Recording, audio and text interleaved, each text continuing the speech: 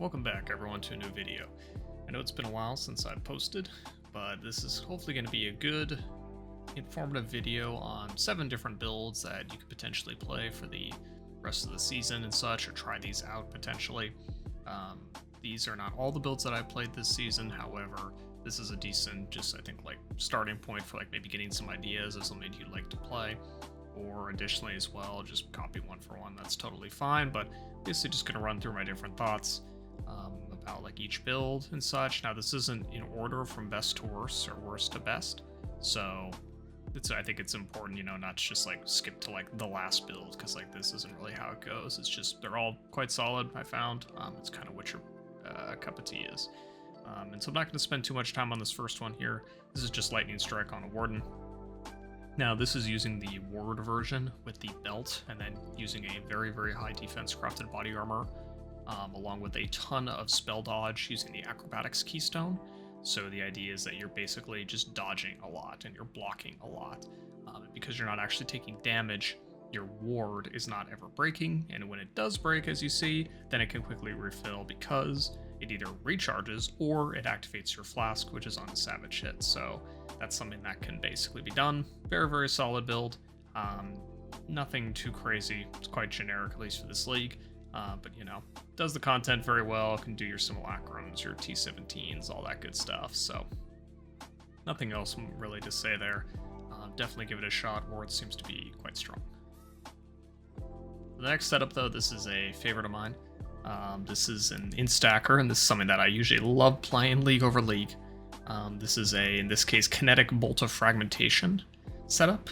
And basically the idea behind this is that it is really, really good for clearing maps, not so great for bossing and such. I know you can do things like Barrage for like Kinetic Blast or Power, or actually not Power Siphon anymore since they changed it, but you can gear it a little more towards single target. In this case though, I just wanted to keep it purely for mapping, and especially for a Scion, just kind of 1-to-1 it on the ES, just to see how it would feel from previous leagues, and you get so much more now from all the base types. Feels very, very nice. You get a lot of coverage, a lot of clear. You can kind of slot in your wand skill of your choosing, which is really, really nice. I had different setups for like single target and AoE, but again, it doesn't matter too much. It's just more of a comfort thing for me. Definitely feels pretty beefy as well. You have a lot of ES, and you can kind of just farm comfortably, which is really, really nice. So, and it's something too you could scale really, really far if you put a ton of currency into it, but for me, I just wanted to go kind of mid-budget on it, at least for an instacker. You might even say it's low budget, so anyway, but one of my personal favorites. Up next is actually something very, very similar, which is the Kinetic Blast Warden. And the thing is about the Kinetic Blast Warden is that, well, to be honest, it's pretty damn powerful. This is granted has a lot more investment into it. This is the character I'm currently playing and trying out. This is like with Tormented Spirits and all that stuff. But you get like 90% all res, you cap your suppress out, you get a Headhunter in there. This is an Elemental Wand version, which I'd actually want to go Fizz Wand, because that way you get a lot of Fizzes, extra mods, things like that. But I was just like, hey, crafting an LE Wand's decently easy. I'm going to stick with that for now. But yeah, this is definitely, like, in my opinion, kind of the upgrade, if you will, to the instacking Scion. Although, in a case of like spending tons and tons of currency, you might find the instacking Scion to be a little bit more comfortable, as not relying as much on Headhunter. But I think overall for power, if you're willing to press tinctures, definitely the Warden is just so insane in terms of like a damage standpoint, just because it has so much loaded into the Ascendancy, because you can run things like Oath of Spring. You can run your Avatar of the Wilds for your 80% elemental damage increase, and then of course double tincture is just like absolutely crazy, which is a little bit bugged in POB, but like I just left it how it is because like whatever, it's good enough. But if you're looking for some decently high end for mapper, same thing here. Not the greatest bosser, but I mean can definitely destroy the T17 content. This is definitely something that is an option there. So I wanted to put these back to back just to kind of give you some options there. So this is the expensive one. The other one's probably the cheaper one, but then also the other one gets more expensive. So, yeah, take your pick. All right, so this one was really cooked up in the labs. This is just a Spark Trickster, but basically relying on Soul Ascension. So Soul Ascension is some pretty cool gloves that got changed somewhat recently from their old self, and now they are giving a lot of max souls, and Soul Eater's awesome, what can I say? Only problem with this build is it does require a bit of ramping, right? You get to be a little bit of a Quinn on this, and just take your time, really ramp up. But once you get ramped up, though, the damage is kind of insane. Having that much cast speed means that you can actually take out a ton of cast speed on like your tree and affixes and just rely on increases to damage and crit multi, all that good stuff. Anyway, this was absolutely a blast to play for Sims. This is very much so a standstill and just wipe the screen, which is fantastic. Fine enough for mapping as well.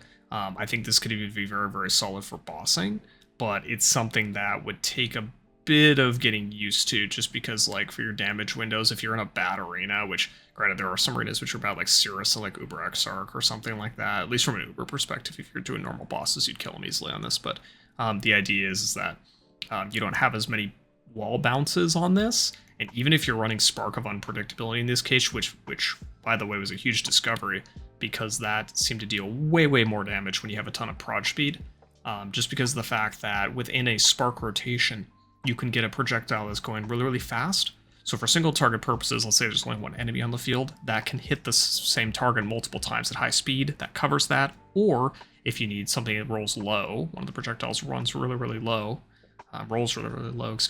within the same attack, it can just sit there and basically just kind of permeate and just keep shocking the same target, or hitting in this case, over and over. So it ends up being very, very powerful. I think for mapping purposes, you might want Nova instead, but Unpredictability, definitely the way to go in Sims.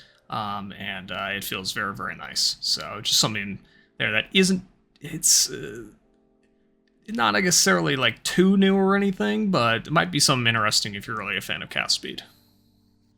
So this one is going to be a bit of a callback, I guess you could say, to Necropolis League, just doing some lightning arrow shenanigans. And this is something that I just wanted to check out and say, hey, can you still auto turret? I'm not going to spend too much time on this. Yes, you can still auto turret. This is just using Nimbus and basically Headhunter, and just surprise, surprise, getting a ton of projectiles, having them all come out, come back in, and basically giving you a ton of damage. One thing to note though on this is that this is a Warden setup, right? Because I was just like, hey, Warden's a new ascendancy, let's try different things on Warden. I would actually prefer this on a Deadeye, I think, because the thing is with Deadeye is you can just go with additional projectiles with the far shot, or now the changed far shot, so you can technically use like the fledgling in combination with it, but use far shot to get to your additional proj. You go Gathering Winds and then Wind Ward, because the thing is that you don't really need the extra damage on this, and for the purposes of tinctures, you can just drop a tincture and then just Forbidden Flesh and Flame the ability to use them on range, right? So you can still run a singular tincture. Granted, you don't get the ability of tinctures being up all the time from Warden, but at the same time, it's like you really only need them for burst anyway, and once you get going, it doesn't particularly matter how much damage you're really doing, because again, it's just enough. It's fine, right? Even on like 100% Delirious maps, it's completely fine unless you get some really weird stuff going on, like a crit resistant, Soul Eater or some like massive mob, but it is what it is at that point, right? So anyway, still totally works. Bows are cool. All right, so for these final two, I'm kind of putting these like, even though again, like these aren't really like tiers or anything like that for like how good these are. I think these were all pretty fun to play in their own right for what they were doing. This one was kind of like drooling tier, if you will. This is Peacock of Bouncing. This is basically putting in some like mid, I wouldn't say high investment, especially compared to the other builds, but like, oh man, I mean, being a Pathfinder and having just so much power like within like your block, your Progenesis, you have your triple LE Flask, and then you just have bouncing going around, making you immune to like crit strikes and all that. I use this as an ultimatum farmer, and it was really, really easy. You can also do Sims as well, very chill, you just sit there. But it's one of those things like the gameplay isn't necessarily too engaging per se, although I do like the MTX for Poisoncock of Bouncing, so that was kind of a nice thing that kept me interested. And it's definitely fun in its own right, but it's just like, you're kind of too powerful in a sense, so it's like there really wasn't much to like do or fix, or innovate really on it. It's just kind of like it works, once you get enough gear in it and everything. And although there's different, for sure, like different trees and things like that you can do with it. Again, too much efficiency, I think. And yeah, so it just, you can go this like an early budget, I guess, compared to all the other builds. You can get this going really, really early, which is nice, and then scale it up, which could be pretty awesome to go through like a journey on that. But this didn't just quite hit the mark on this, but I still wanted to share this build, just in generally just Peacock of Bouncing, because it is definitely very, very strong when set up correctly. And finally, last but not least, we have Flicker Strike. Now, Flicker Strike is something that I played last league, but it has notoriously been, you know, you get a lot of damage and everything you cook for it, which is absolutely still the case. You just get a lot of damage you cook for it. But I was like, you know, what if you go like tank on it, right? And this league really enables that because there's like a lot of tank stuff you can do, especially like the rune crafting things, like saving you points on Fortify. This is Dagger Flicker. I don't know what to think about this, you know? It's kind of like, it gives you everything you'd want, in a sense, right? Because you're sitting there with Elusive on, your capped block, basically, because you can also take, like, Forbidden Flesh and Flame more than skill as a Slayer.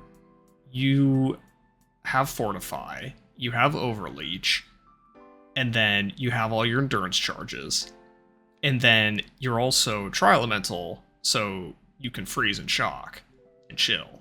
And then you have like Herald of Ice for additional clear. So like the clear is solid. You can chill bosses or freeze them. And you just end up being very, very tanky. With suppress cap, may I add. And it's like, I don't know. It's unlike Peacock of Bouncing, where like at least there's like some aiming going on. You know, like, oh, maybe I could put it here before it starts bouncing. This is just kind of like, as you can see, like, you just don't die to anything. Like, I mean, don't get me wrong, like, Uber Shaper Slam will still annihilate you or something, right? But it's just, in general, when you're mapping, it became a little bit too strong. I guess you could say same thing as bouncing. So, anyway, I guess if you could put this entire thing, you know, like, on, like, a tier list, because I know some people will probably be like, you know, oh, you know, these last two sound like really insane. They're really, really nice, but like overall, I would say like they're different play styles. They do offer their own merits in terms of what they do, because like an example is like Peacock of Bouncing is really nice, but it doesn't have like the clear of like a spark character, right? And Flicker's really, really nice, except like you can't really control your character, which I guess my bet is a buff. That's the idea of Flicker. So maybe of course Flicker is the best of them all. You know, I don't know. These are all pretty good. More so what I encourage you all to do is just like take a look at the POBs and then improve on them. Because overall I think these were pretty good. Like if you have like different changes you want to make to them, absolutely go for it. Make something of your own. You don't have to copy one-to-one. That's not the idea here. But yeah, hopefully these are useful. Hopefully these are fun, most importantly. I know I've gotten some messages over the league just from some people who are like, hey, what do you plan? And send them some POBs, and overall they've been enjoying these. So yeah, if you have any questions, post them down in the comments below, or I'll usually respond on Discord as well if you have any problems. Just don't send me a CI character with poison avoidance on the boots, which I got like a week ago. Anyway, see you guys soon for another video. Peace.